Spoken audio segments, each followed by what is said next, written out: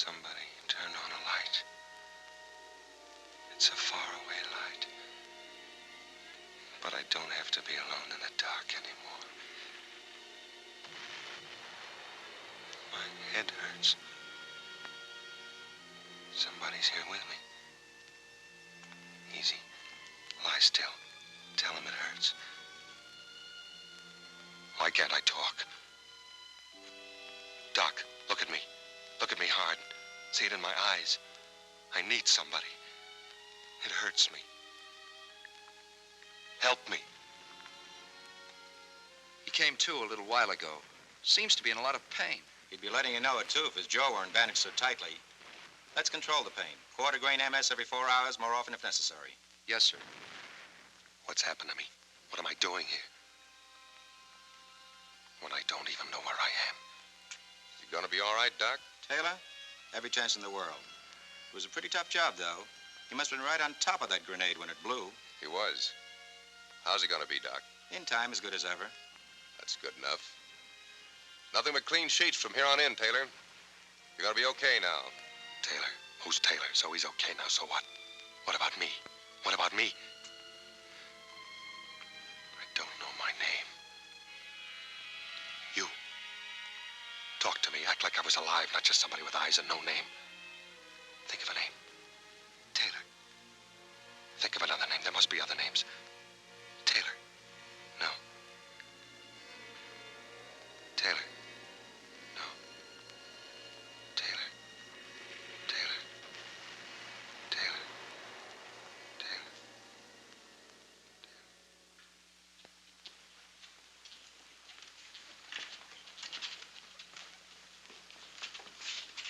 Good morning.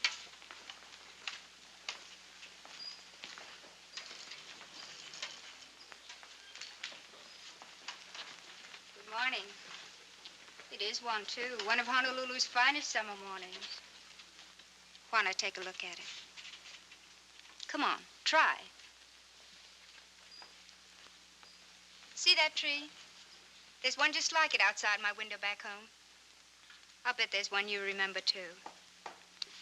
The doctor said that you're to sit up for a while today. Your jaw is knitting beautifully. The wires will come out in a day or two. When you get tired, rap on the nightstand. It won't be long before you'll be able to call for me. I'll bet that'll be a relief. I'll call, all right. I'll yell. I'll want to know why they call me George Taylor. Who's George Taylor and who am I? For all I know, that's the first tree I ever saw. Still, that's what it is. That's what I call it. They call me Taylor. So for all I know, I am Taylor. I gotta take time. Work on it. Time to think. Hard.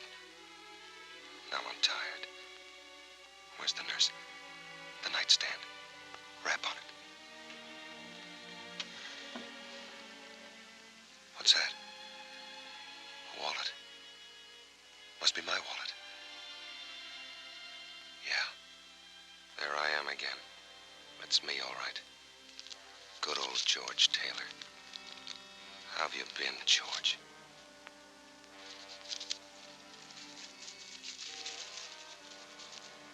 These are my last words to you. That's why I write them, so that I can always be sure that these were my last. That I despise you now, in the memory of you. That I'm ashamed for having loved you. That I shall pray as long as I live for someone or something to hurt and destroy you.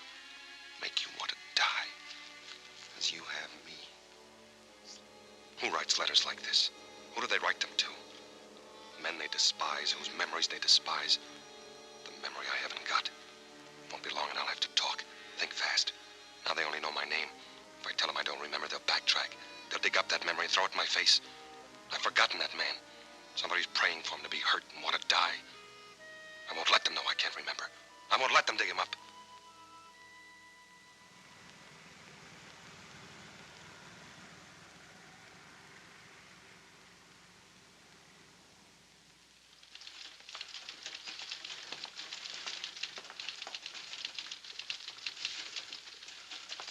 Taylor George W.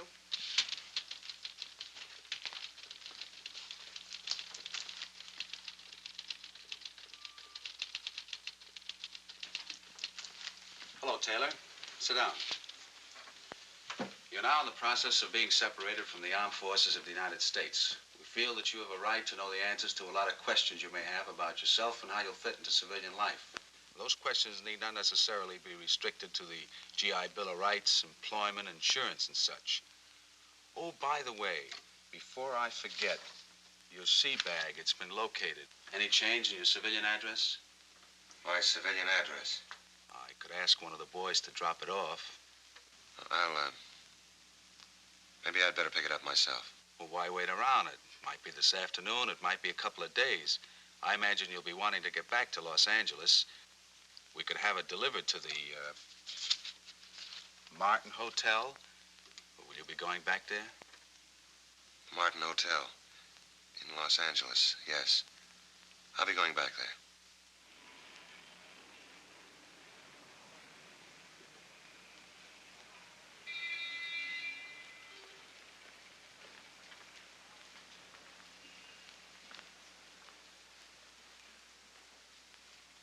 Can you give me some information? That depends. A man named George Taylor lived here 3 years ago. It must have been in January. Did he give an address he had before he came here? Or did he leave a forwarding address? We're not supposed to. It's kind of important. Yeah?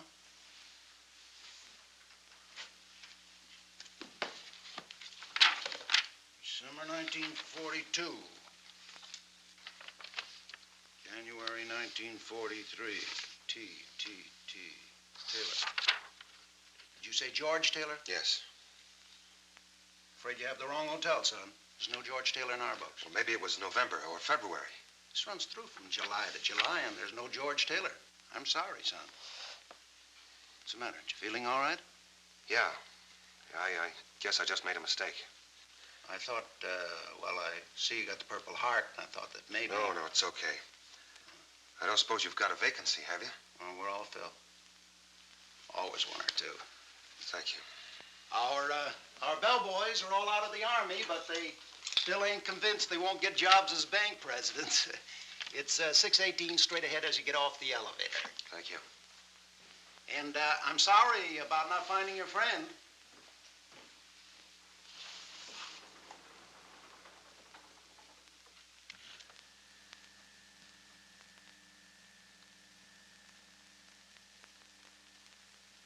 Yeah, this is it, all right.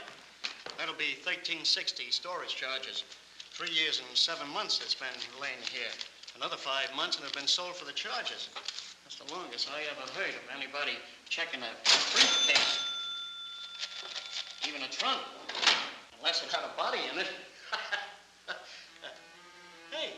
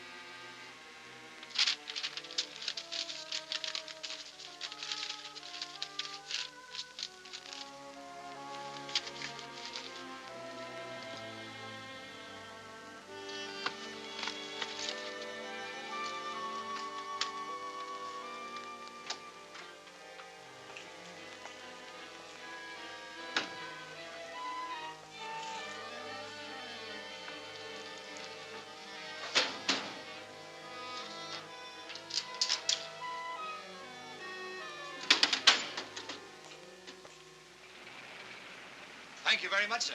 Come again. And I'll be sure and send that uniform.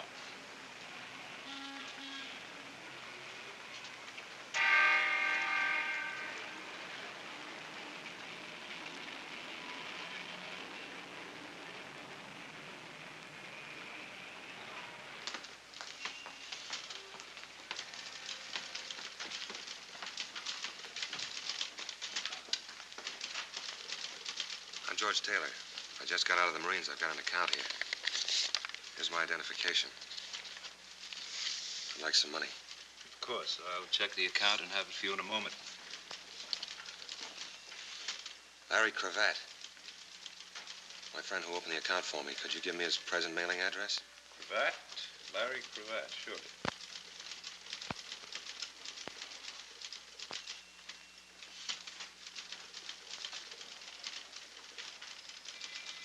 If you will pardon me a minute, Mr. Taylor. Anything the matter?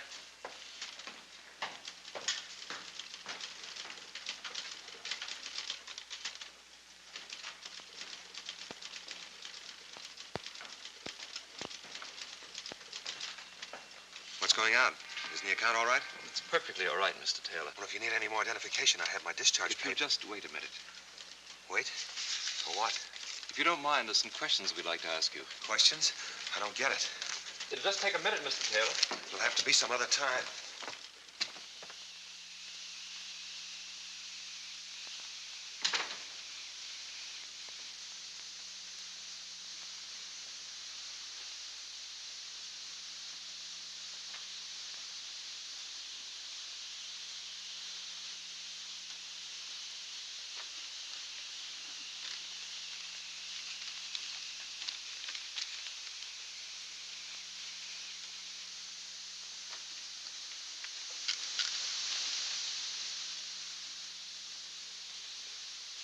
Maybe I can help you. I was looking for Cravat. Larry Cravat. What made you think he was hiding in the desk? Well, I got a letter from Cravat on your stationery. Lots of people use our paper. Nobody here by such a name. Well, the letter was written 3 years ago. Maybe you worked here then. I was working here then. I don't know no Larry Cravat. Well, maybe he used to come in a lot. Maybe somebody else here knows him. Nobody else is here but me. Well, he might come in again. When you tell him to get in touch with me, it's very important. George Taylor at the Martin Hotel. George Taylor, the Martin Hotel. Thanks. Hey, maybe you ought to try around the corner. What's around the corner? Cafe called the Cellar because it's in a cellar. Lots of guys get loaded there and then come over here to sweat it out. Maybe you ought to ask there about your pal. What time's it open? How do I know? When it gets dark. Thanks, I'll try it.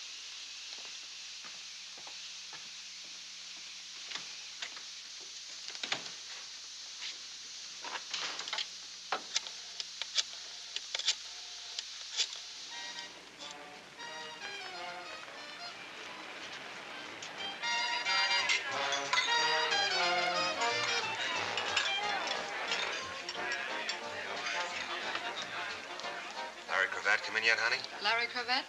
I'm sorry, I wouldn't know. Thanks anyway. Good evening, sir. Mr. Cravat's table. Mr. Cravat to the Surrey. See. I'm very sorry Mr. Cravat has no reservation this evening. Well, you might have forgot. I'll wait for him at the bar. Thank you.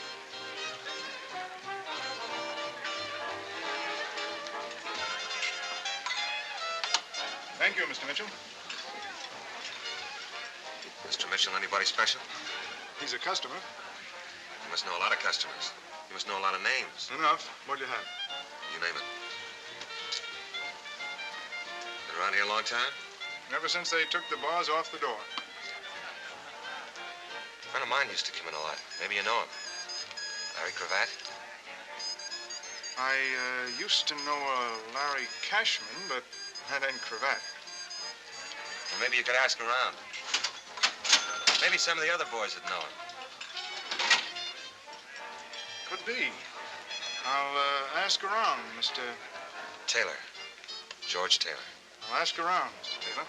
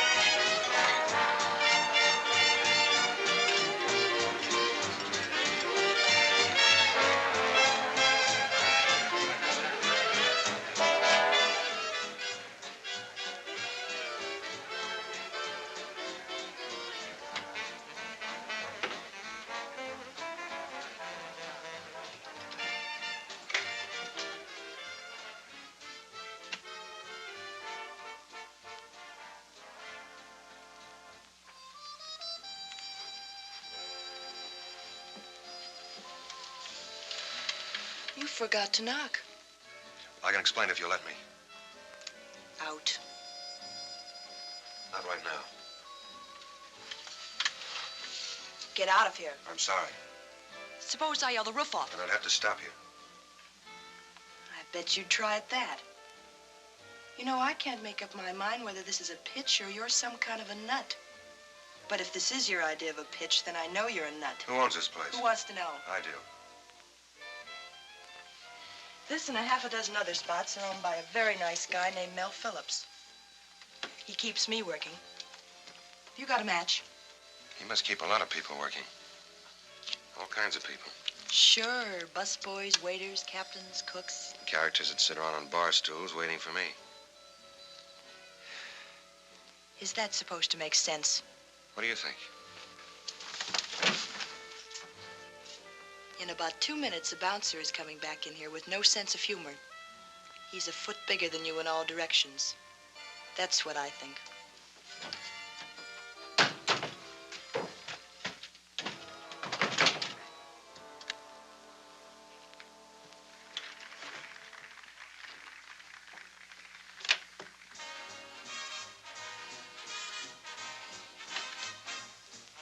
Christy, darling, by the time you get this, I'll be Mrs. Larry Cravat. Mary.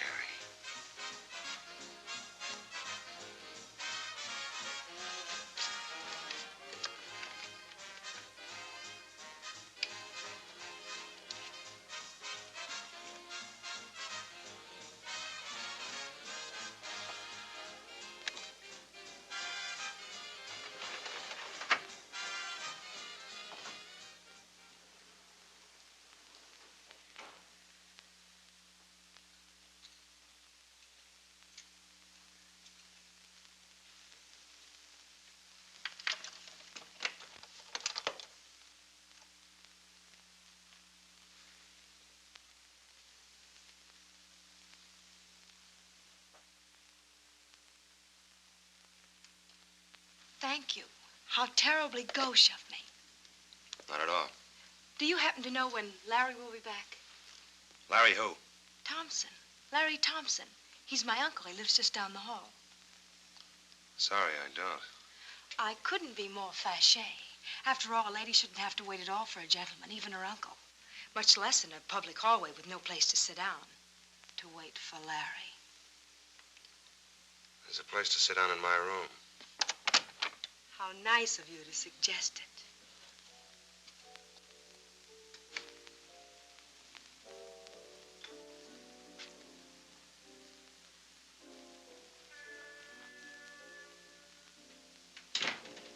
This is rather exciting, unconventional to say the least. Haven't you got a French word for it? Should we just abandon convention and introduce ourselves? My name's Phyllis. Phyllis what? Oh, I imagine it's one of those things. Rich, high-class family wouldn't want it known their daughter waited around crummy hotel halls, is that it? Well, that's putting it a little crudely.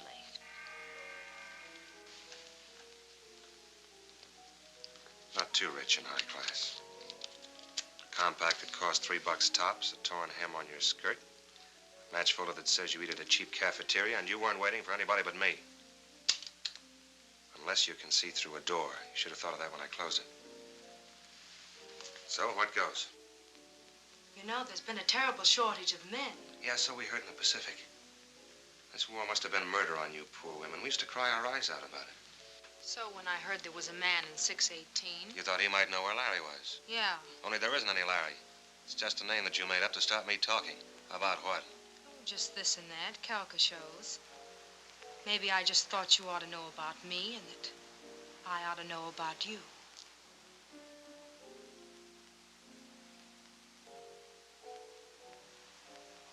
Did you have fun? I've had more fun drinking a bromo seltzer.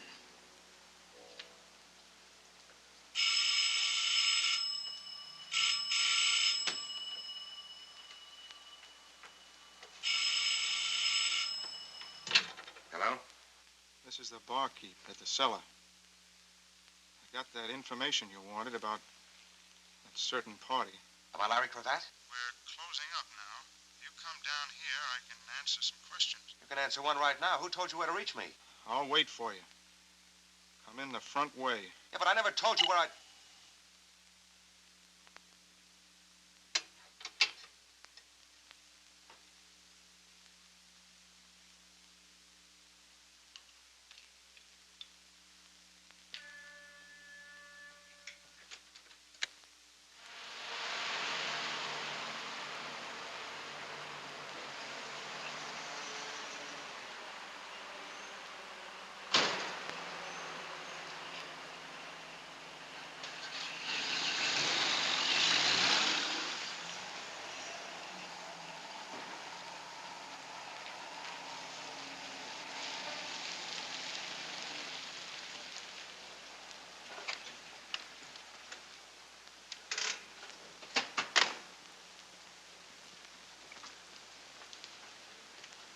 Taylor. Somebody wants to see you.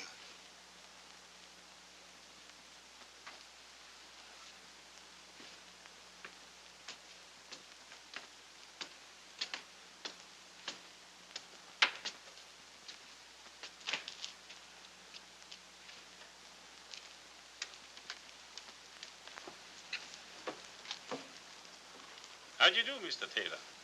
Nice of you to come. Please get in. Hubert, open the door for Mr. Taylor. I didn't come here to meet you. True, but I came here to meet you.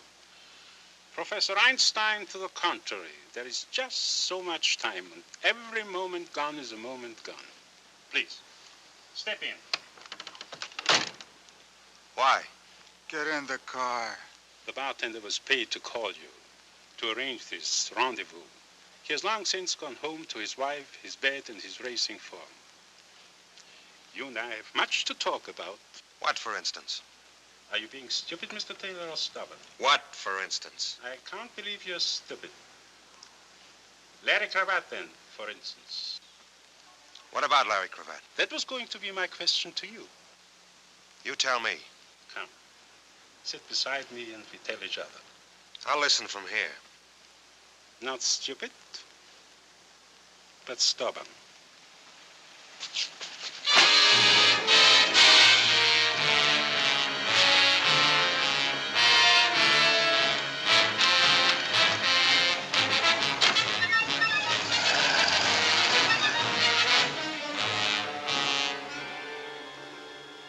Mr. Taylor, are you ready to tell me the whereabouts of Larry Cravat?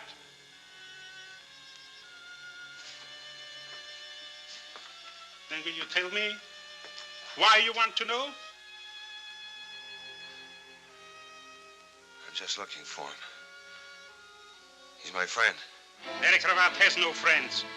And you have to stop looking for him. Mr. Taylor, do you understand? You have to stop looking for him.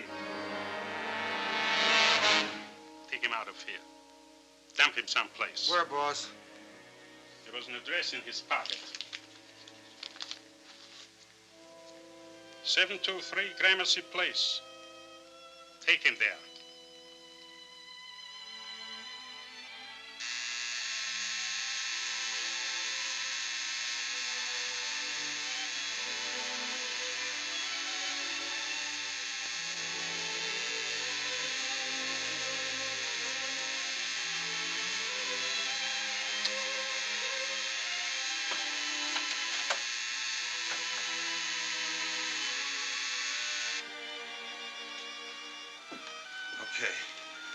Okay, I quit.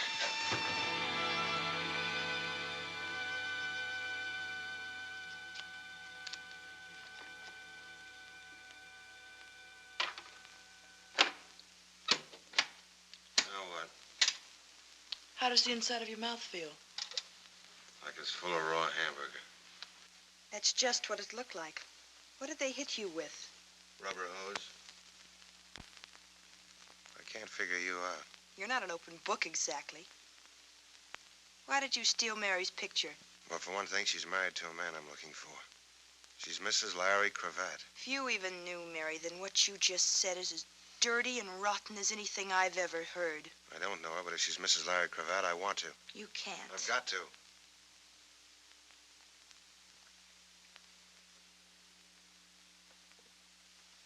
Mary was my closest friend.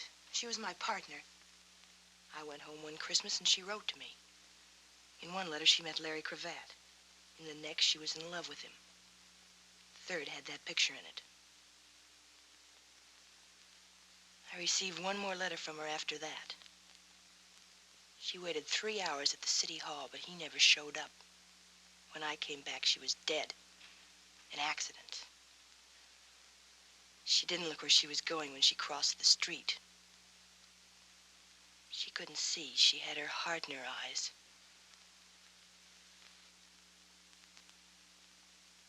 I'd like to meet Larry Cravat someday. Quite a character. I'd like to meet him, too. So would the boys in the back room. They didn't believe I didn't know where he was. Why do you want to meet him?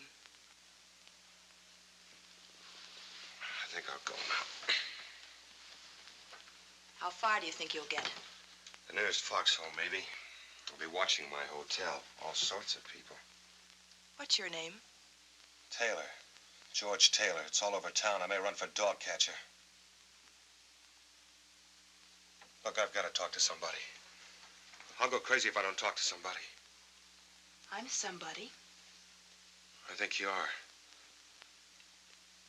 What do you know about amnesia? Not much. Something that happens to you. You forget who you are or where you belong. Isn't that it? Every now and then you read about it in the newspaper. A guy named John Doe was picked up in a fog. Never happens to anybody you know. It happened to me. Yeah, for all I know, I might have been born 6 months ago. It's a joke because 6 months ago I woke up in a hospital. It's where babies are born, in a hospital.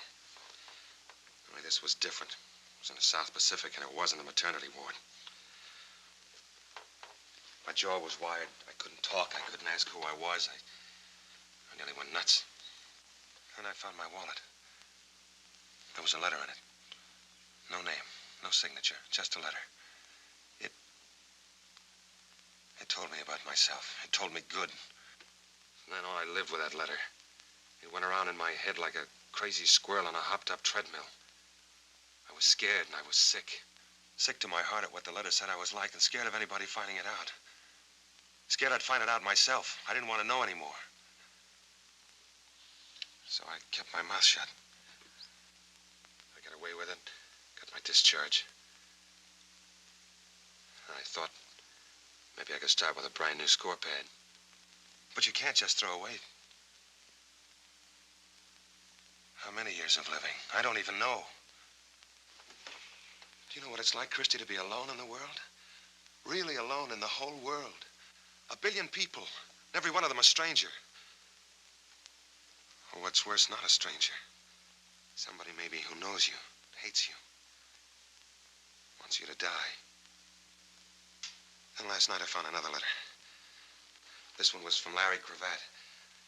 Said he was my pal. Imagine I had a pal. So I started looking for him. That was this morning. Since then I've been chased by hoodlums, beaten up. That's quite a pal you're looking for. I can't be choosy. He's the only one I've got. It's like that joke about the crooked gambling house. He's the only one in town. So why don't I go find another town? You mean run away and hide? Why not? Sure. Why not? So I'll be alone for a while. It won't be for long. I'll make up a story for myself. I got away with it before. I can do it again. I'll go where people will believe me, where they'll leave me alone, where I won't have to answer questions and ask them. As long as you believe yourself and leave yourself alone and not ask yourself questions. I'm tired of being pushed around. The war's over for me. I don't have to live afraid anymore. Except when you're by yourself and alone. I've got to find that guy. Even if he's the healer of the world, I've got to find him because he knows about me. What am I going to do, Christy? You'll keep swinging. Something's got to break. Who's that? Take it easy. Maybe this is the break. I forgot to tell you, I phoned Mel Phillips while you were out and asked him to come over. Why? Because I want him to beat you up some more.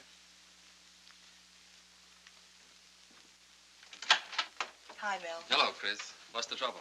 It's in there.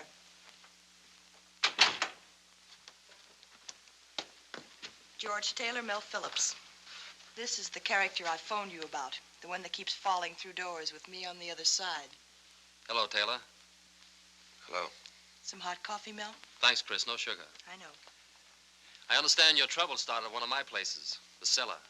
Do you want to tell me what happened? It's all right. You may have heard I don't like that sort of thing. I've kept the hoodlums out of my clubs, and they're going to stay out. I'd appreciate you telling me what happened. It's all right. Forget it.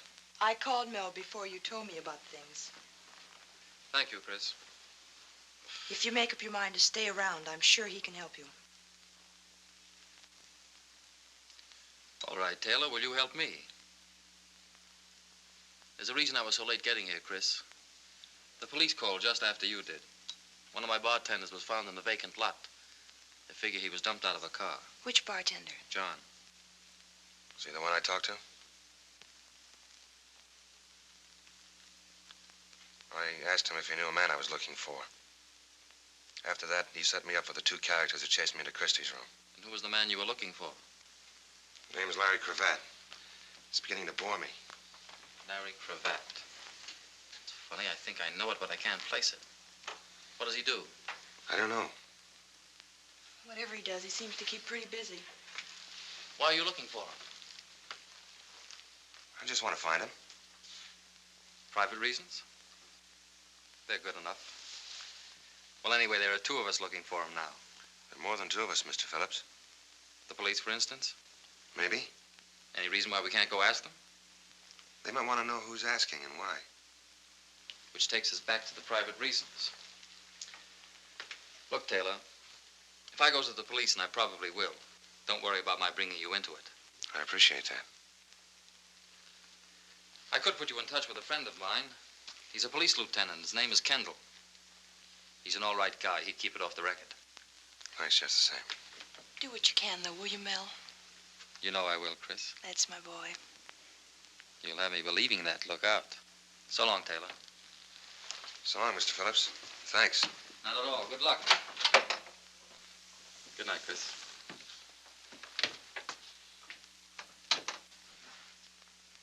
Well? He's a nice guy. That's the only kind I know. Except me.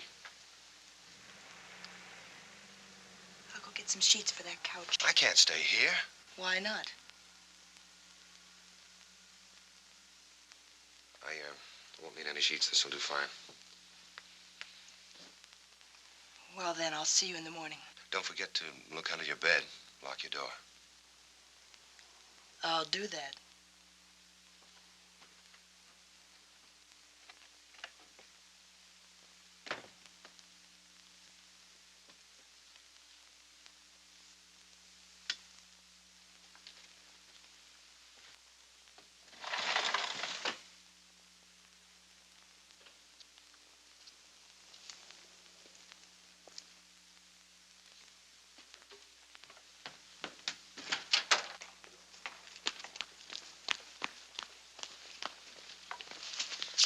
All right, suppose we take a good look at each other. Let go of me. Who told you to watch me? Who sent you here? Who? Sent me here? I've lived 3 blocks away for 17 years. Just because I stopped under a tree to light a cigar. What are you, crazy? Funny it had to be that tree. And it's pretty late to be taking a walk. What's so funny about that tree? Suppose I work nights, and when I come home, what business is it of yours anyway? Why don't we call a cop and let him ask the questions? Sure, let go of me or I'll call a cop.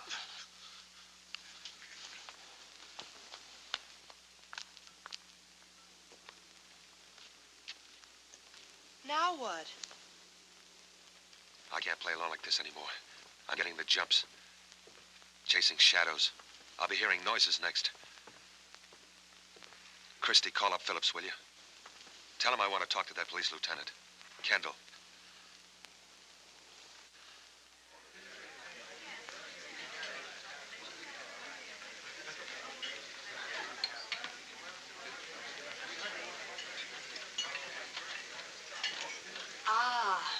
In case you don't know it, George, this is why you fought the war. The 4 freedoms and fried shrimps for Christie. That was a battle cry at Iwo Jima. Thank you. Here he comes. Hello, Mel. Hiya, Don. I'm sorry I'm late. Looked for a while like I wouldn't get away at all. Come on, sit down, sit down. Yeah, we're a little short-handed over at the office. Big post-war boom in homicide. We went ahead and ordered. What did you have? Oh, I never eat lunch. No, it keeps me sleepy all afternoon. You've seen Christie around the cellar? Yeah, sure. How are you? And this is the friend I called you about, Tom Carter. Tom, meet Lieutenant Kendall. Hello, Lieutenant. Hiya, Carter. Hey, that stuff will kill you. Say, I know what's strange about you. You've got your hat off. It's hard for me to believe you're a detective. You're kidding, but I get that in the level all the time. It's almost impossible to make a pinch without your hat on. They just won't believe you. Well, it's the movies, I guess. If they'd only make pictures where detectives would take their hats off indoors, just like anybody else. I was wondering, Don, whether you could give Tom here some information. Tom Carter, wouldn't it? What about?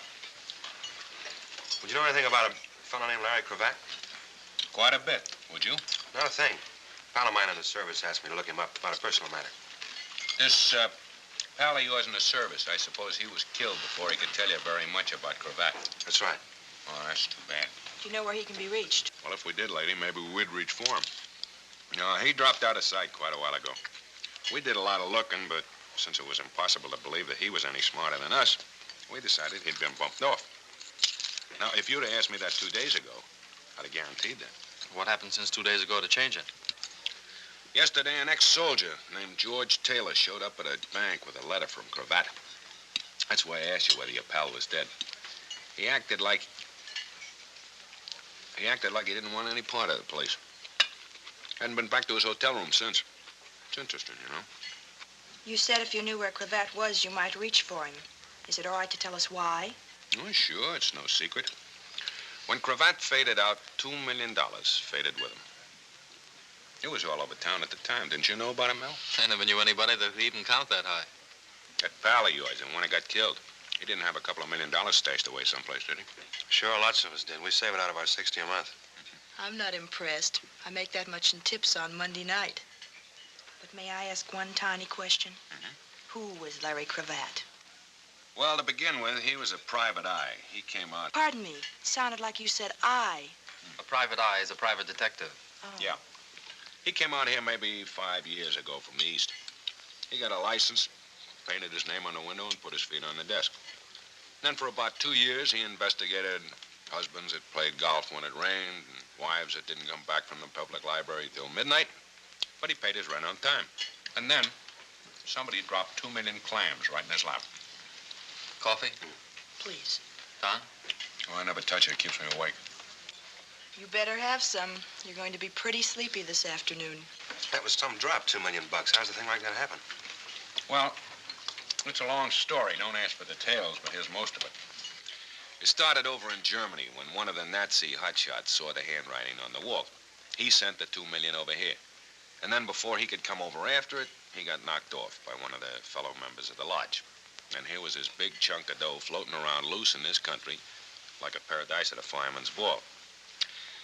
It moved east to west. Each time it moved, it left a stiff behind it with his fingers stretched out. The boys play rough for that kind of lettuce, you understand. Somehow, it got to Los Angeles. Somehow, Cravat got mixed up with it. I don't know much more than that. Except that when Cravat blew, so did the jackpot. Sounds like one of those to-be-continued next issue stories. Yeah. Well, I got to get back. I shouldn't have come, but I did it instead of my lunch hour. You shouldn't go without eating like that. It's not good for you. Lieutenant? Yeah, something else? How does this other fellow tie in, this, what's his Taylor. name? George Taylor. I don't know yet. Maybe not at all. Maybe he has as little to do with it as any of us. Well, I should think you'd have picked him up. You must have a description. Oh, those eyewitness descriptions. Right now, he could be anything from a jockey to a Siamese twin. Later on, you narrow him down. No, he'll probably come in by himself sometime. If not, we'll go out and pick him up. These fortunes, they kill me. This ain't bad. Well, I'll do you some more, huh? Bye. Bye. Bye, Don.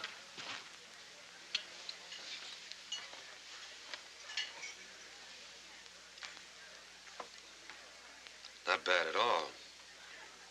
Confucius say when something smell bad, keep nose clean. Boy, I certainly fooled him. I told you he was a smart cop. He was a hungry cop, I'll say that much. You know, anybody that dug up Cravat would be digging up a couple of million with him. It's a good reason for trying. That's even a good private reason. It's not mine, if that's what you mean. I've got no interest in the money. Well, I'm a businessman, and frankly, I'm interested right now. Maybe we can work something out. Where you wind up with Cravat, and I wind up with what I can get. Help yourself. And I wind up with a pair of nylons, I suppose? You name it, Chris, all or any part of what I've got. Speaking as kind of a partner now, I'd like to know a little more about what happened at my place last night. You might ask around about a character named Anselmo. Anselmo? Very polite man with a very wet face. He shut his eyes every time Hubert hit me, then he told him to hit me again. I've heard tell of Anselmo. They say it in whispers. I'm sure he's just a misunderstood boy. Well, of all the nerve, a ticket. And I had lunch with a cop. Seems somebody left a note for you.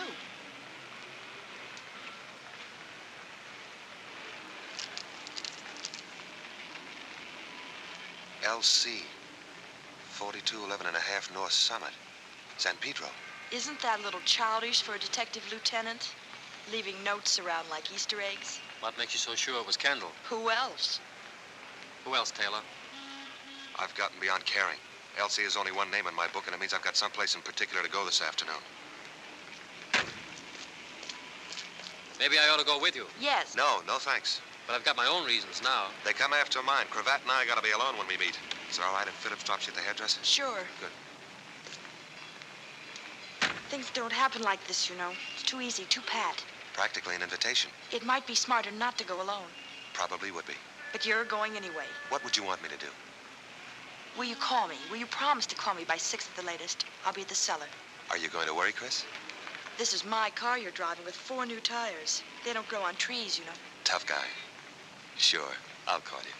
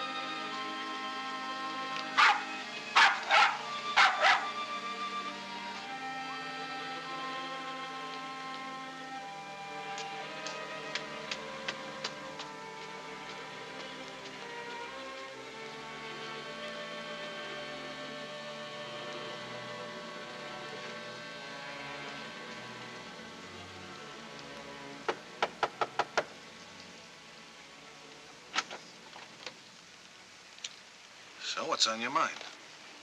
I got a message that Larry Cravat was at this address. Oh, you sure that's the name? You sure it ain't John Smith or Joe Blow or No Head Hennessy? I said Larry Cravat. Yeah, that's what you said. You remembered it. You got a head on your shoulders. Now take it out of here before I bust it. You're getting a little too excited, mister. Maybe you're Larry Cravat. How do you like this guy? Here, look, it didn't work. Now beat it. You thought that she was home and I wasn't, so I am home. So I answer the door, so you quick ask, does Oscar Fink live here, or do you want to buy a canary? I don't know what you're talking about. That's all, brother. What's going on out here? What's he selling? What's he selling? You wouldn't know, of course. You never seen him before, of course. If it's insurance, I'll take a little on him. Double indemnity. What's that mean? Means if I beat your brains in, I get paid double. Whatever it is, mister, we don't want any. We haven't got any. I'm looking for Cravat. Whoever he is, we'll look somewhere else. Yeah, look someplace else. Maybe she could suggest where. Gotta have a special place, huh? He wants to know, can you suggest some place he can look? Doesn't he know I'm a lady? Tell him I busted my crystal ball and he'll have to find one for himself. She busted her crystal ball. You'll have to find one for yourself. Crystal ball? A fortune teller. Ask her which one she goes to. Which one do you go to? Crystal ball's a fortune teller? Tell him I never use them, and he can go look on Terminal Dock, and if he doesn't find one, he can jump off it. She says, go look on Terminal Dock and then jump off it.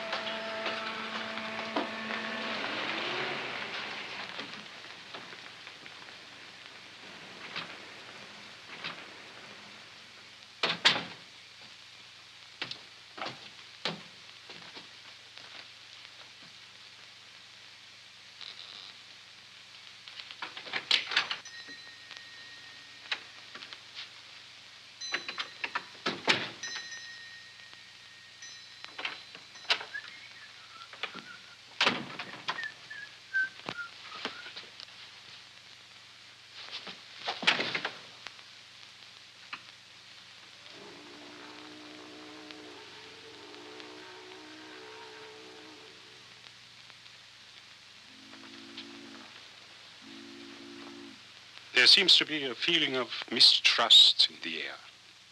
I wonder why. Have you come for revenge, Mr. Taylor? Do you perhaps have a revolver or some other lethal weapon with you?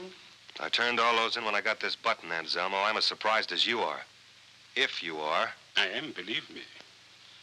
As for you, what would you do if I were to call Hubert? I'm not a hero, Anselmo. I'd run like a deer. Then you have my word. He will not molest you. A mere figure of speech, my word is worthless.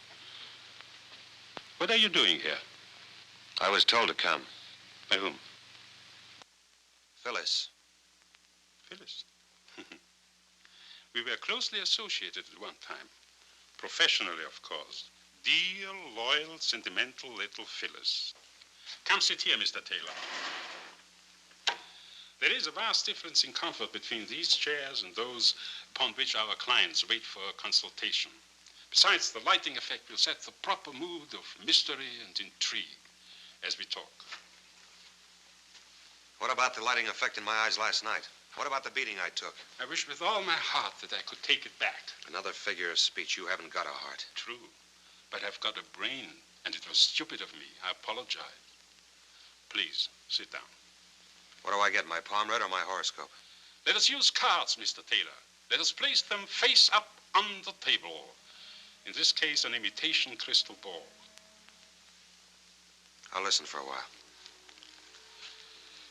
At the present time, young man, I am nothing more than a small-time chiseler. I say this frankly and bitterly because I do not wish to be a small-time chiseler. It's a humiliating position.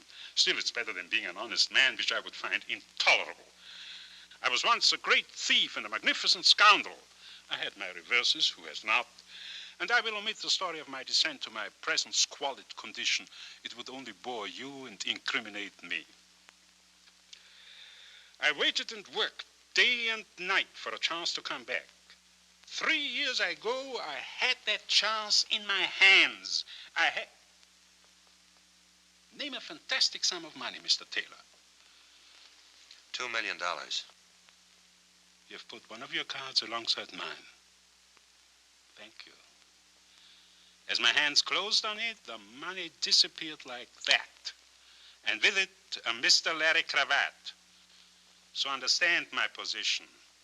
For 3 years I have lived in this stink, waiting for some hope, some word. Then yesterday it came. From a Turkish bath, from a nightclub. I approached you, you were reluctant. You wouldn't say why you were looking for him. You didn't know why he wrote to you, Why the $5,000 deposit? Not even where he was. Mr. Taylor, I had to make you understand that there was nothing I would not do to find Larry Cravat. I got the idea. I understood it the second time I passed out. But I can't help you, Anselmo. I don't know any other answers than the ones I gave. That I do not believe. Is this where we sent for Hubert and his rubber shillelagh? Mr. Taylor, I do not even have to know where Cravat is. I want you just to communicate with him for me. I can't. I wouldn't know how. That I do not believe either. Since your arrival, there has been considerable activity connected with him. You cannot be unconcerned with it. You cannot be without some contact, some connection. And supposing I could reach Cravat, what would the message be? Phyllis, darling. You look like a couple of witches. What cooks? How thoughtful of you, little one, to send dear Mr. Taylor to me. Stop talking like Bela Lugosi. How did you know where to find me? I didn't know I was going to find you. I got a note that said Larry Cravat was at 4211 and a half Summit. I don't get it. From whom was the note? I don't know. And don't try to beat it out of me. I don't know. Why would anybody want to tie me in with Larry Cravat? Anybody. I can think of somebody who would have every reason in the world. Mr. Cravat himself. Did you know him? We just met. I was going to know him a lot better. Anselmo. The professional relationship which I mentioned earlier. We are still partners, Phyllis. Are we not? Don't start that now. Don't try to mix me up. Till you called me yesterday, Cravat was a name in an old phone book. You sent me after Taylor. All right, I went. After all, I'm smart, Anselmo. You think I'd bring him down to that dump if I were on my own? Do you think I'd send him to you? Sit down and listen. I was about to give Mr. Taylor a message for Larry Cravat. Then you do know. I said, listen!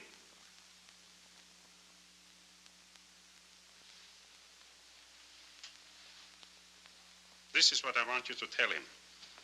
That even $2 million is of no use to a man in the electric chair. Suppose he doesn't understand the message. He will. Suppose he says he doesn't. Suppose he wants to know where you fit in. A reasonable question which I will answer. Mr. Cravat is wanted by the police for a murder which occurred on Terminal Dock.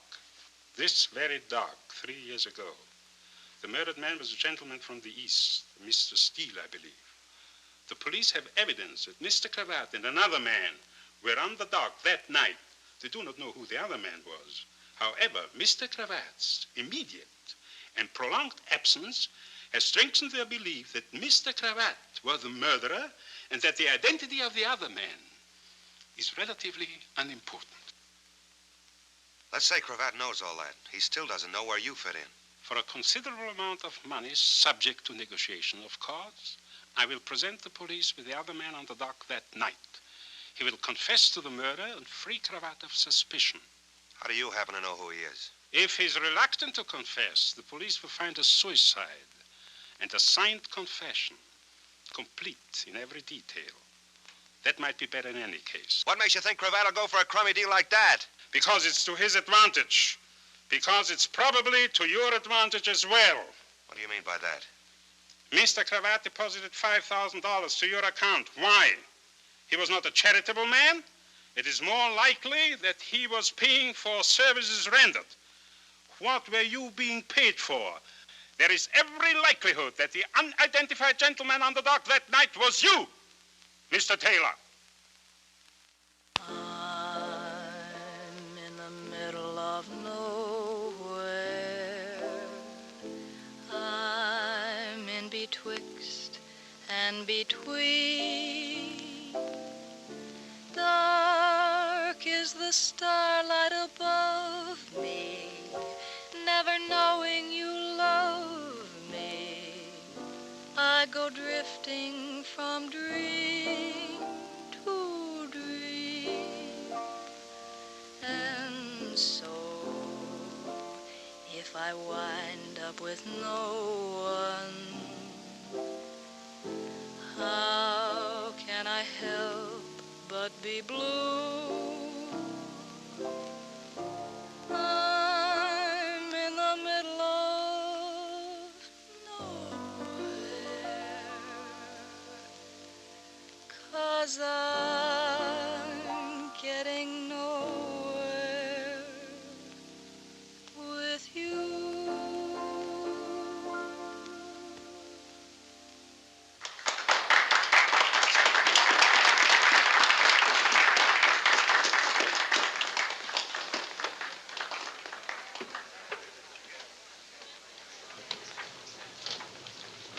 Sit down and play for the boss. Do you want to be sent, brought, or do you have something particular in mind? How about, where is my wandering boy tonight? Where indeed? Christy, who is George Taylor? Just a boy.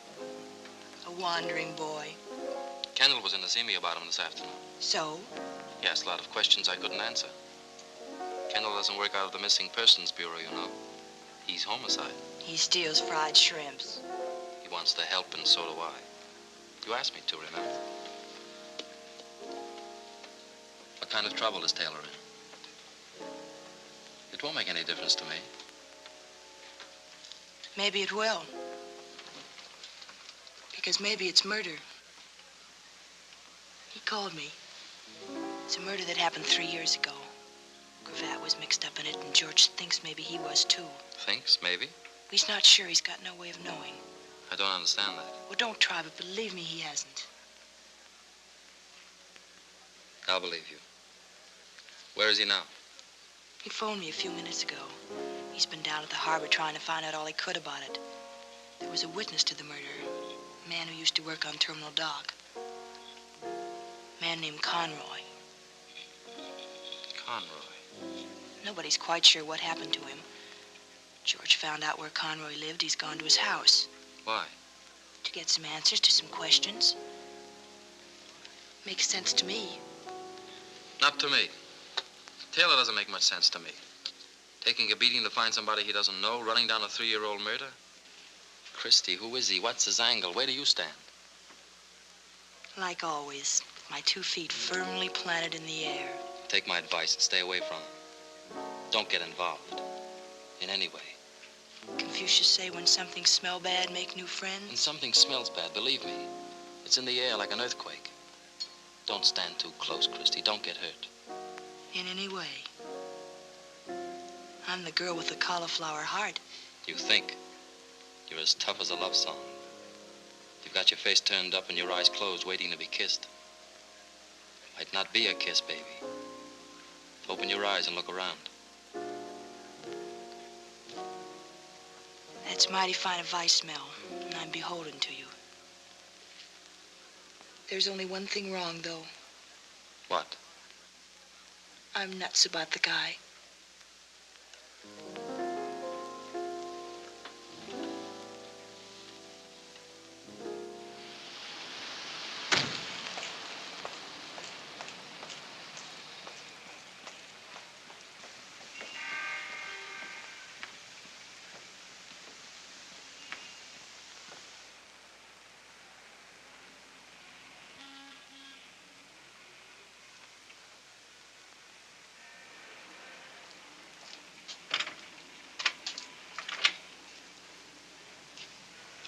Good evening. I wonder if I could talk to Mr. Conroy. Come in.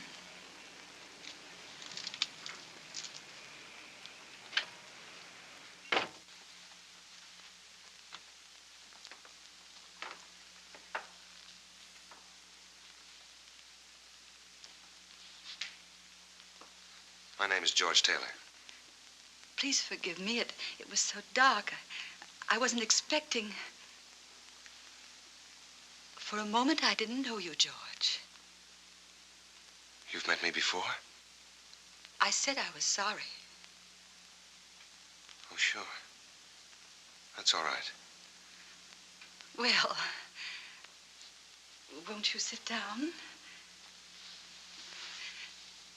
Could I get you something? No, thanks, really. What about Mr. Conroy? You're being very formal, I must say. Father's better, thank you. Better? At least the doctors keep telling me so. I haven't asked for some time. I went for so long, and they kept saying the same thing. There are signs of improvement. But it's been so long. How long? Ever since his accident. 3 years. His accident? 3 years ago. I keep forgetting. You haven't been here. It was on his way to work. So strange. Nobody saw it. They found him lying there, and he'd been hit by an automobile. He didn't know. He couldn't remember. They've been trying to help him. He's been there ever since. Been where? Lambeth Sanatorium. Oh, it's very nice. They're very kind. I've often wished that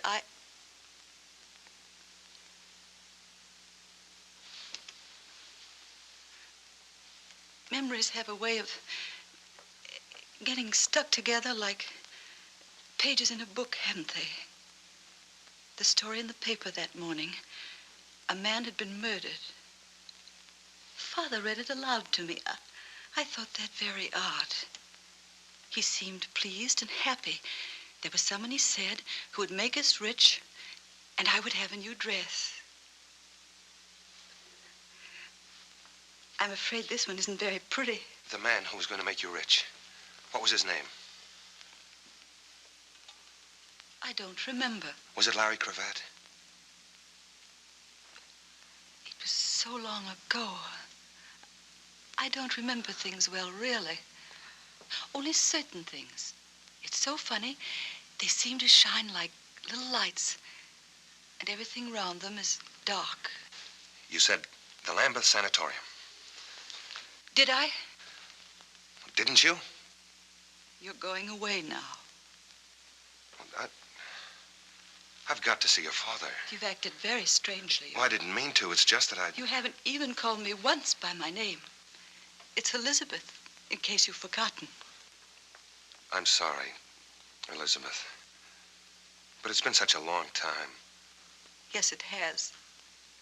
And things change, don't they? In time.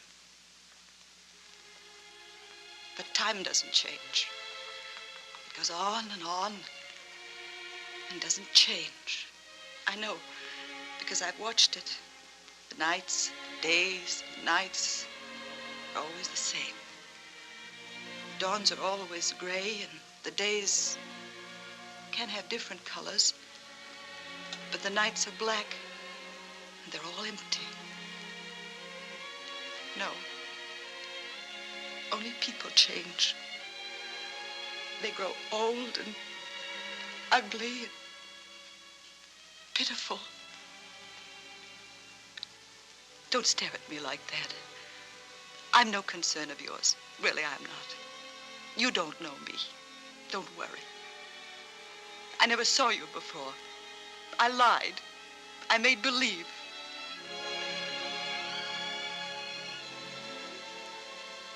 Please, don't be angry with me. You see, I'd made believe so much for so long that I wasn't alone, that I had friends, that I wasn't afraid, that I wasn't dead, that I was alive. I wanted so to make believe that somebody loved me more.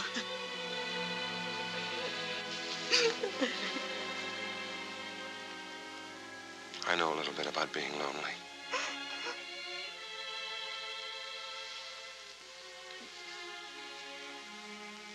I'll come back to see you soon again, Elizabeth.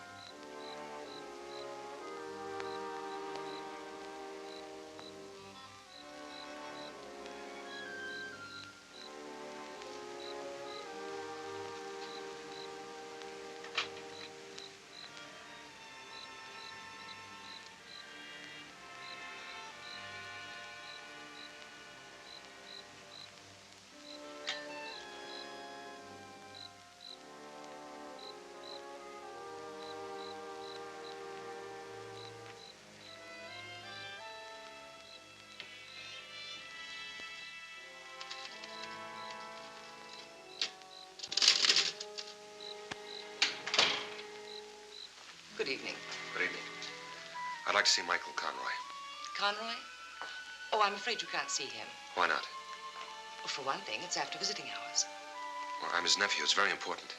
We consider our rules important, too. For another thing, Mr. Conroy doesn't have visitors. Well, he wants to see me. I've been away in the service, the Marine Corps. He doesn't know that I'm back. It'll be good for him to see me. I'm sorry, but I'm not authorized to make exceptions. Then who is? Perhaps if you'd apply in writing. Well, I want to see him now. Who do I have to convince? I'll speak to Dr. Grant.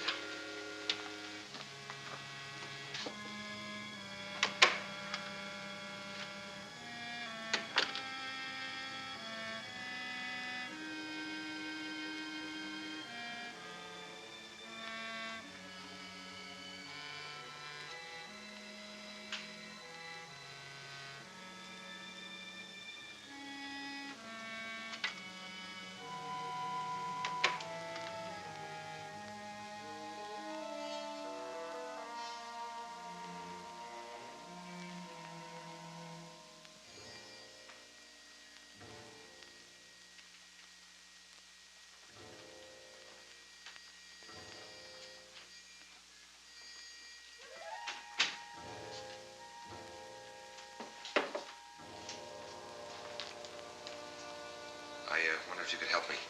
I'm looking for Michael Conroy's room. Michael Conroy. Dr. Grant's given me permission to visit him. Nobody ever visits him. Look, just tell me where his room is, will you? I'm a very good friend of his.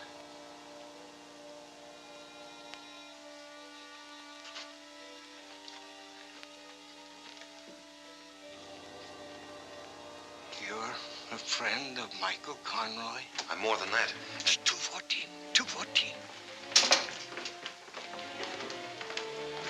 How dare you wander about the corridors of this sanatorium by yourself? The door was open. I was just curious. That's not true, Doctor. The door was closed. Tom, see that this man leaves here at once.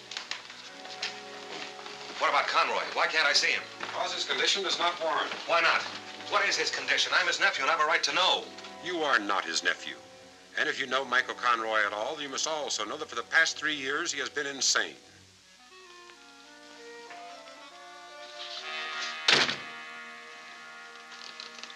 Out.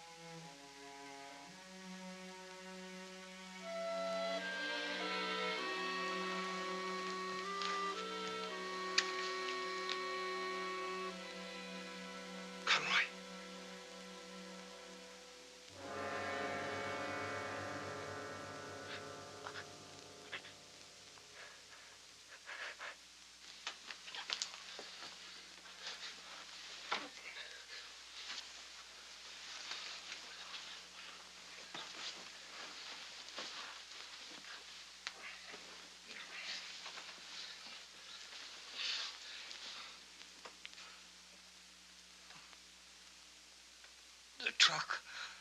I didn't see it. It came out of nowhere. My head hurts.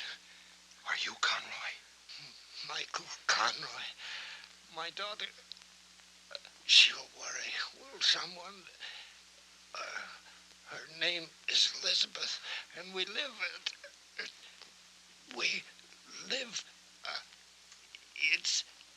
it's on my draft registration card. Your draft registration? Imagine an old duffer like me. Still, you can't tell. The war's very young yet. Sure. Sure, it's only 1942, isn't it? Back. Now, my back's beginning to hurt. Conroy, the other night, a couple of nights ago maybe, a man was murdered on the dock. You saw it. Yes, I saw it. Do you remember who did it? Was it Larry Cravat?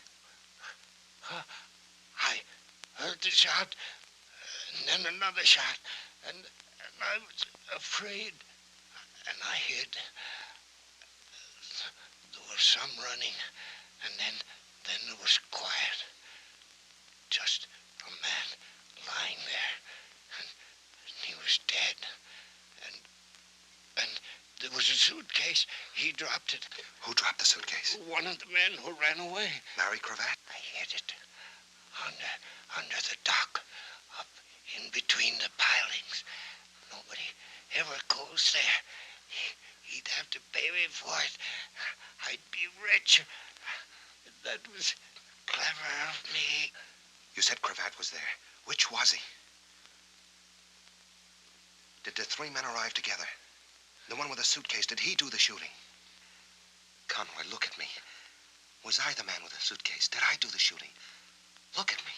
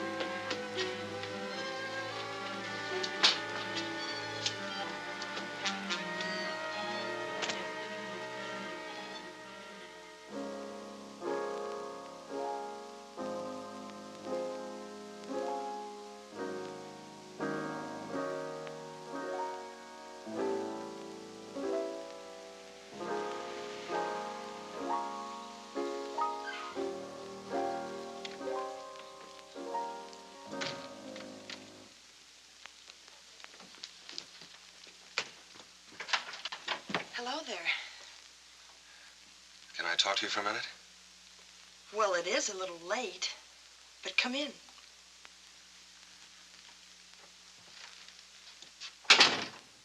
You fixed the bed for me. Well, as a matter of fact, what with the housing shortage and all, I left my name at the USO in case any soldiers or sailors... You've been waiting up for me to come home. I just thought...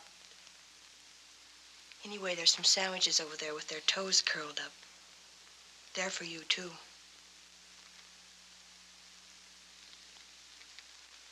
I guess I missed my dinner. Well, what are you waiting for? Nothing, I guess. I can't wait anymore. I don't understand that. It's no good, Chris. I've got to get out of here. Now, this minute? Now, this minute. I found Conroy. He'd been stabbed. He died in my arms. I had to fight my way out. Why? Why didn't you stay and tell the truth? With a dead man in my arms? What was the truth, wasn't it? Why run away? Because that's all I can think of to do, because I live running away. But was Conroy able to talk? Did he say anything before? Yeah, everything I wanted to hear, all about a suitcase he hid under Terminal Dock. But what about Larry Cravat? Could have been a couple of other fellas. And it could have been you, Anselmo said. Why don't you say it, too? It's what you're thinking. Why don't you say it, too? I don't know what I'm thinking. I've got my eyes closed. I'm trying to open them and look around. You were running away the night you ran into my life. A man was killed because you asked him some questions. You were beaten up. You wanted to run away again. All you knew about yourself was in a mysterious letter you found. Then you lost your head and went after an innocent man in the street. Innocent? That's the one who killed Conroy.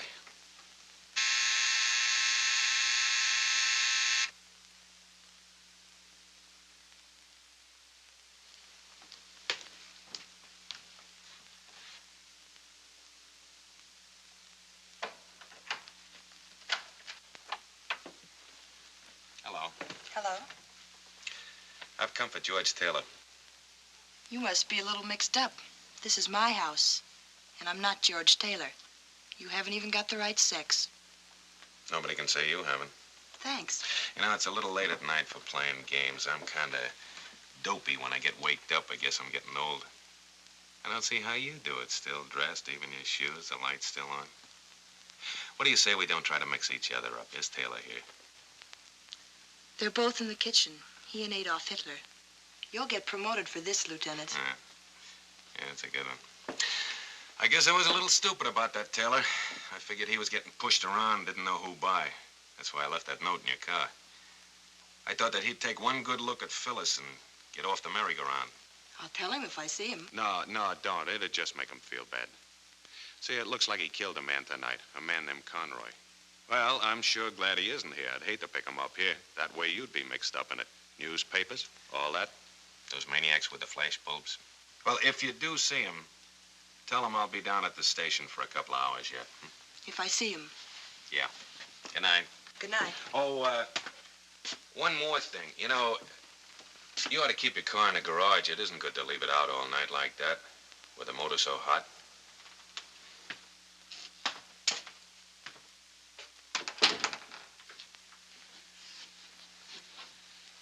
I was coming out when he stopped me by talking about you. He knew it. He knows everything. He's the original seeing eye. 2 hours. That's not much time, or is it? It's enough. Turn out the lights while I get a coat.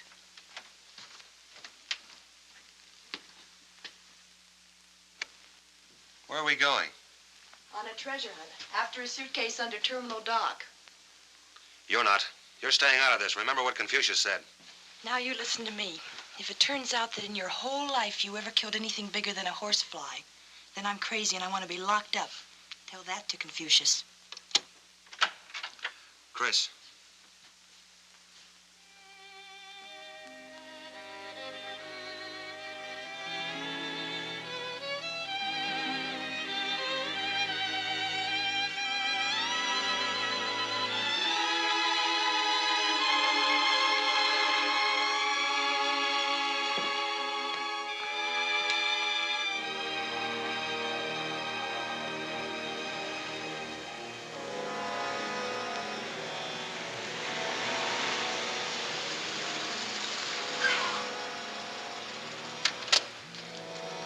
Chris, this looks a little bit rugged. Maybe you better take the car and go home. Come on.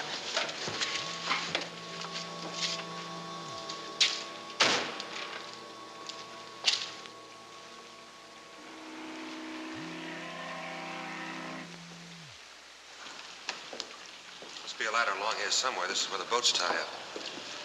There's one.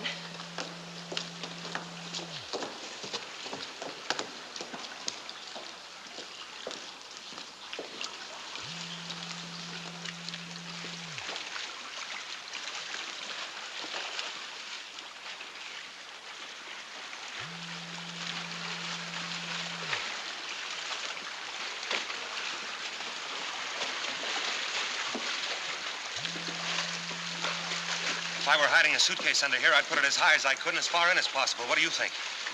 I think we should stay very close together.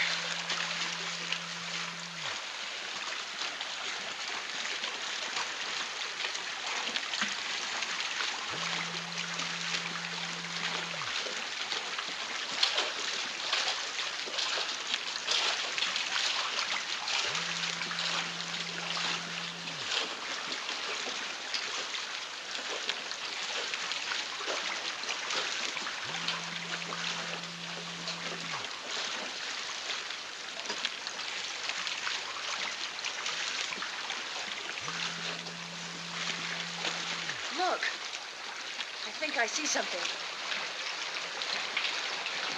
I'll go see.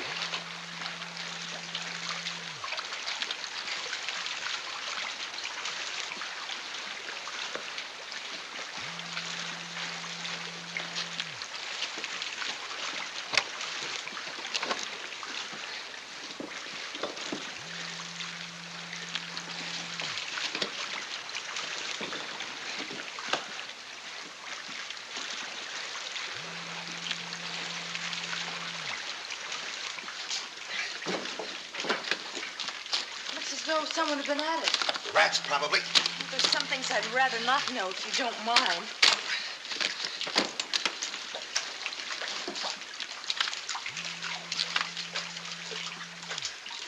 $1,000 bills. The 2 million. They've come a long way. Heil Hitler. Light a match.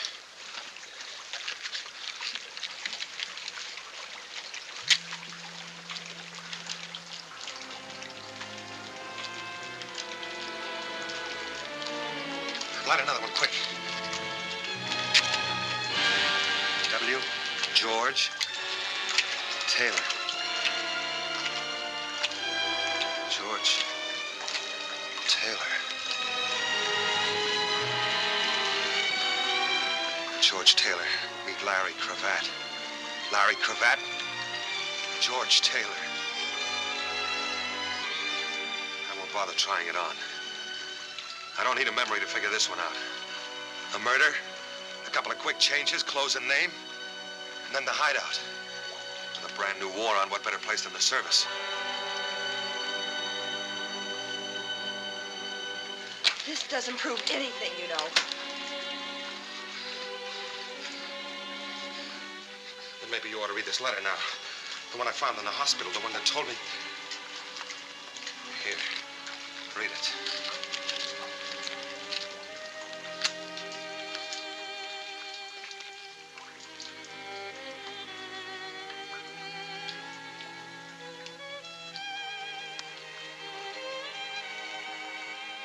Your friend Mary.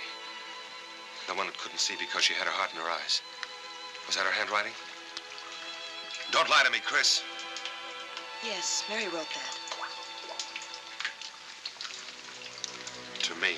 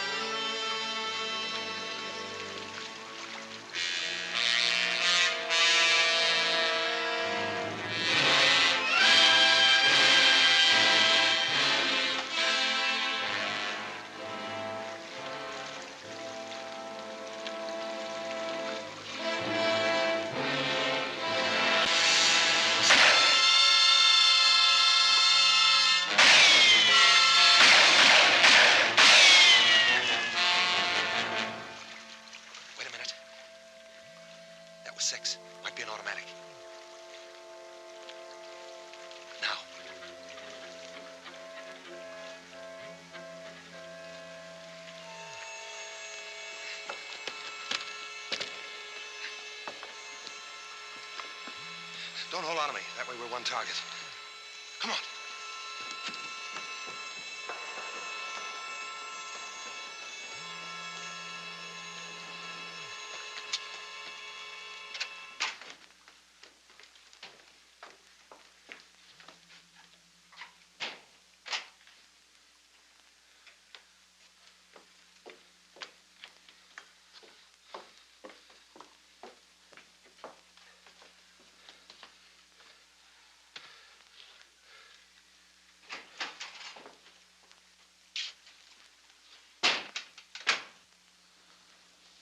Something else I've got to get used to.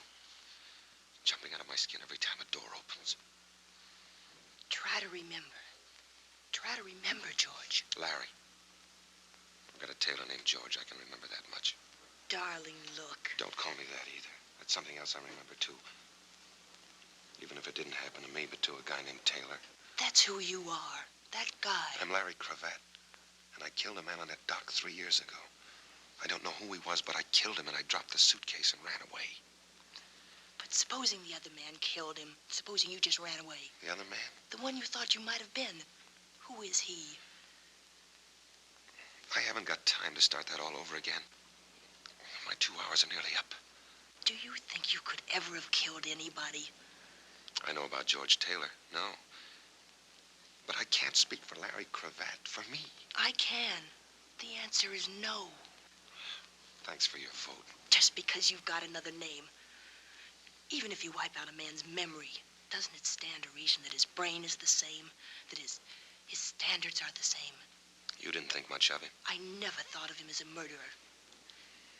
And he could have changed for the better, too. 3 years of work can change a man.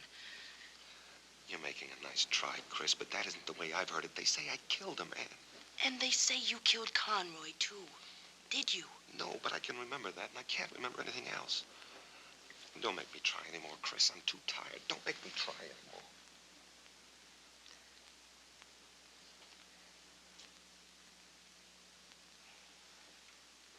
I'll get you a cup of coffee.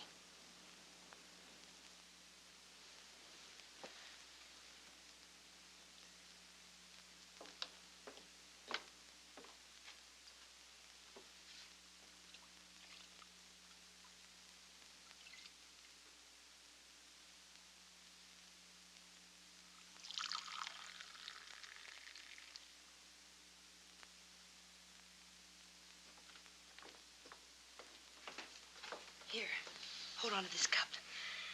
Let's see if we can't make some sense for once. Now, George, everything that happened to you happened because they thought you could lead them to Larry Cravat. Why?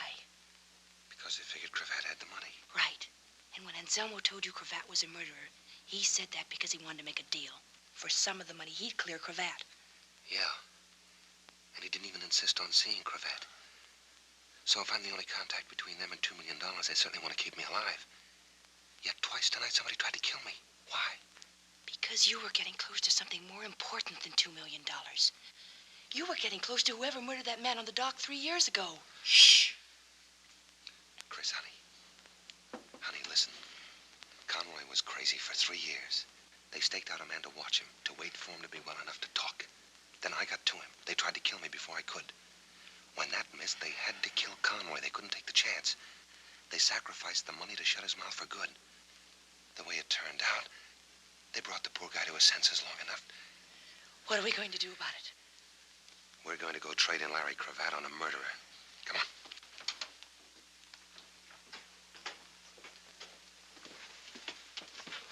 Going so soon?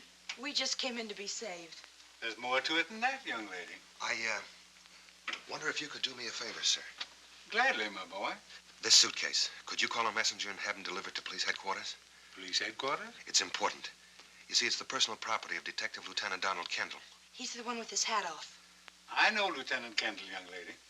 In that case, my boy, I'll be very glad to take it over myself right now. And please accept this as a donation. $10? Thank you. Thank you very much. Chris. How long do you think before you can forget the guy that Mary wrote about in her letter? Funny you should bring that up. I haven't thought of him once. I keep remembering what it must have been that she was in love with.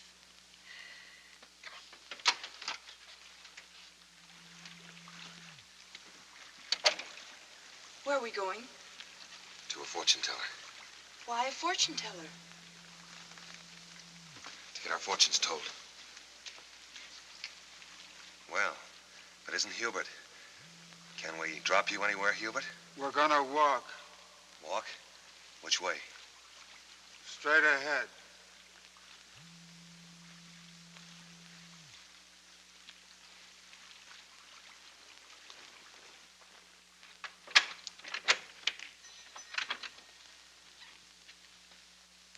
Come in.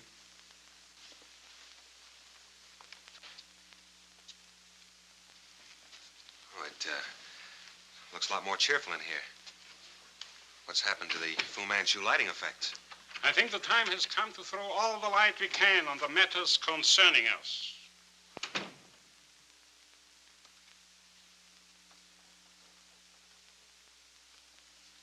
And who is the character with the hair?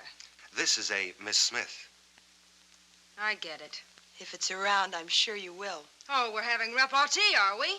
We are not. Now that we are all here... But we are not. Aren't you confused, Mr. Taylor? Not anymore. Sit down, Chris. The reason for this informal gathering was news on the radio tonight that you are wanted for murder. That's not news. You might say the police have a priority on you. It is therefore necessary that we conclude our business at once. Mr. Taylor, where is Larry Cravat? Shouldn't that be Mr. Cravat? Where is George Taylor? What do you mean? You wanted to see Cravat, all right? You're looking at him. You're crazy. Remember, I had my face pushed around at Okinawa. The docs patched me up. Well, Phyllis? I don't know. It could be. I don't know for sure. After all, I only met him once. I'm Larry Cravat. You can take my word for it. I do. Then he knows where it is. Don't let him waste no more time, boss. He'll talk. Well, what do you know? Hubert said 3 whole sentences. Hubert! Open up. I know they're here and I want in. Open up.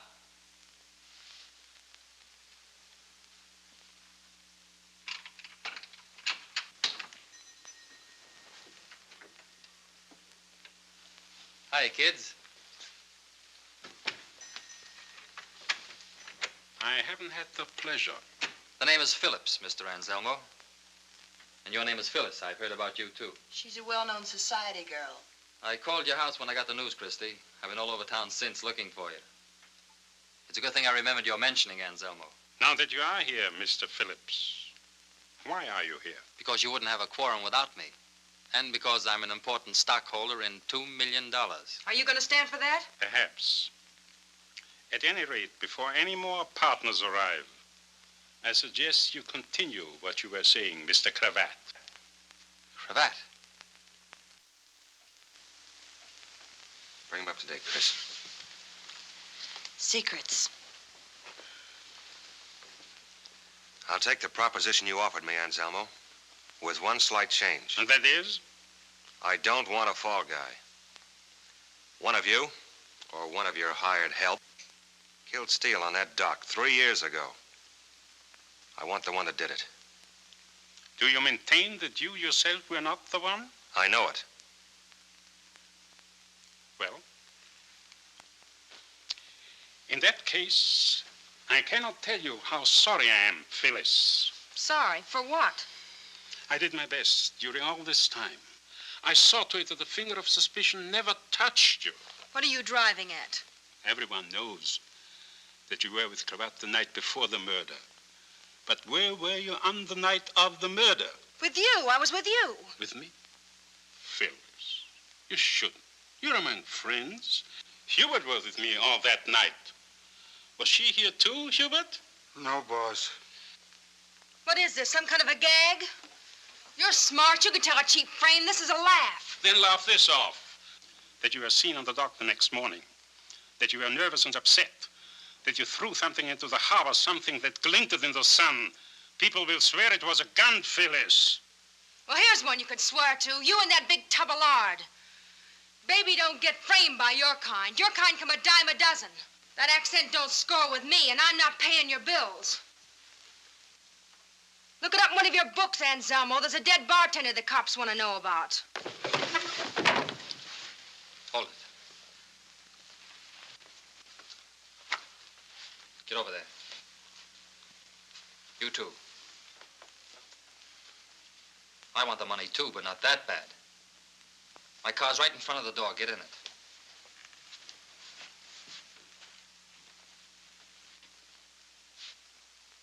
Give me the key.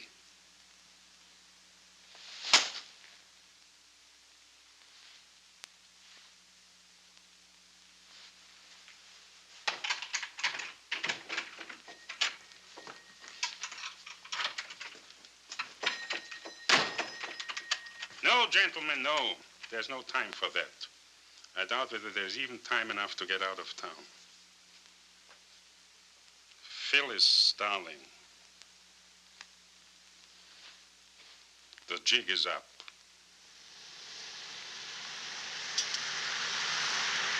My car. We forgot it. We'll get it later. We're practically at the cellar now. I'll open it up and we'll have a drink. I could use one. No, I wouldn't say no.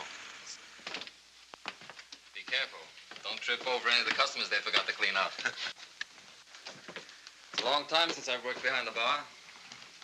You gotta promise not to tell the union. I'm 12 years behind on my dues. Sit down.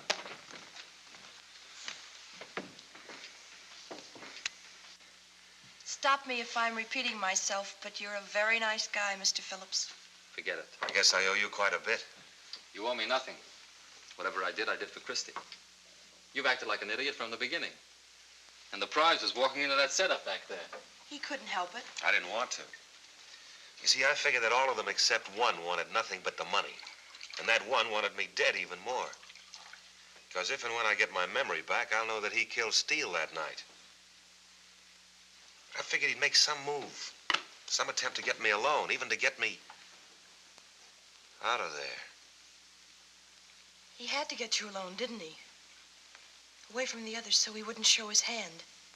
So they wouldn't know that he... I'm sorry you're in this, Christie. She's not in it. Did you know all along that George was Larry Cravat? Not until tonight. I never met Cravat. Steele had come up from Arizona to bring me the $2 million. I'm in a good spot to slip big bills like that into circulation. Steele didn't know me. We were to meet on the dock. Cravat heard about it somehow. He met Steele, convinced him it was me, and got the money. Steele was alone when I got there. I thought he double-crossed me, and I killed him. Then I saw Cravat. I shot once and missed. I never saw him again. Conroy saw it. And you tried to have him killed with a truck. Same thing you tried with me tonight. It wasn't very effective. It missed you completely. And he wound up with his mind affected. He doesn't worry me now, though. No, the little man with the glasses took care of that, didn't he? The one you staked outside Christie's house to watch me. Did you send him after us tonight under the dock? I didn't know you were under the dock. His orders were to get you wherever and whenever. I've thought about you a lot, Cravat. For 3 years, about you and the money you stole from me. You're going to be a poor man now, Cravat. A dead man's a poor man. I got you into this. Stop it.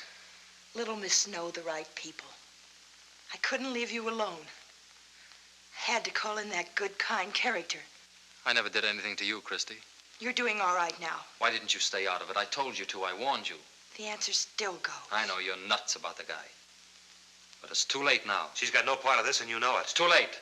But maybe it isn't. I'm sorry. You don't know why we were under the dock. Do you want me to tell it? Or Christie, maybe you'd rather believe her. Is it that important? I thought it was. Finding out whether the $2 million I hid there 3 years ago was still there. Was it? Every brand new $1,000 bill. I thought you got away with it. And you thought a lot of it must be gone. Not a cent, Phillips. It's all there. $2 million.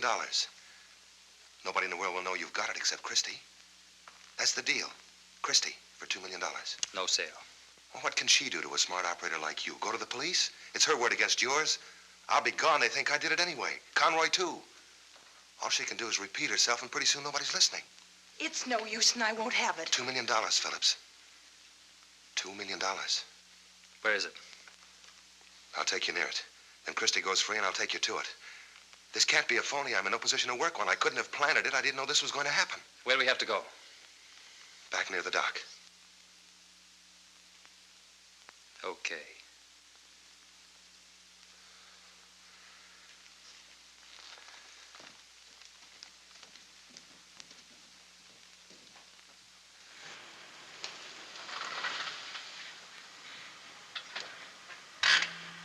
Where do we go? A couple of doors down. Leave the motor running.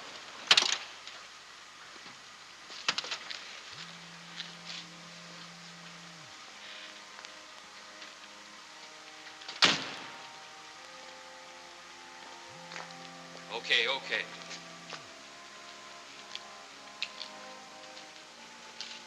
Back in the car. But the money's inside. Do as you're told. What about Christie? She goes too. You won't get the money. Yes, I will. I know where it is now. I'll come back for it later. Get in the car, both of you.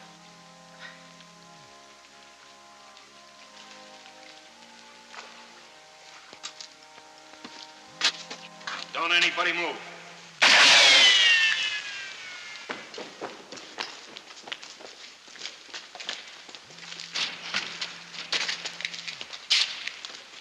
What's it look like, Mac?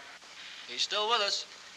Hey, keep these people back in there. Come on, get back, folks. Better get an ambulance. Right.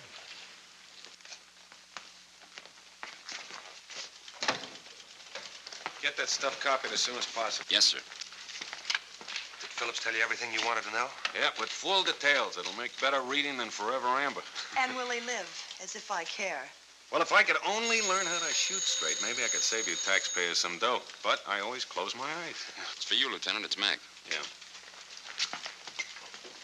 Hello, Mac. Oh, the little man with the glasses. He used to work as an attendant at the Lambert Sanatorium. Lambeth Sanatorium, make that. Yeah, you can start from there. You got all the others. That's good. Okay. I'll see you. So, you know, that was a pretty sharp piece of thinking you did, bringing Phillips back to that mission. You knew I'd backtrack on that suitcase, didn't you? Well, the spot we were in, I had to think sharp and talk fast. You must have been a pretty good Seamus, Cravat. Seamus? Seamus is a private eye. Well, at least it looks like I kept my nose clean anyway. Yeah. You think you'll go back to it? No, thanks. See, 3 years of war can change a man. That's what I always say. Well, if I can be of any help to you, just let me know. Thanks. I'd like to drop around and see if you don't mind. There's still a lot of questions I want answers for. I know the answer to one, but you haven't asked it yet.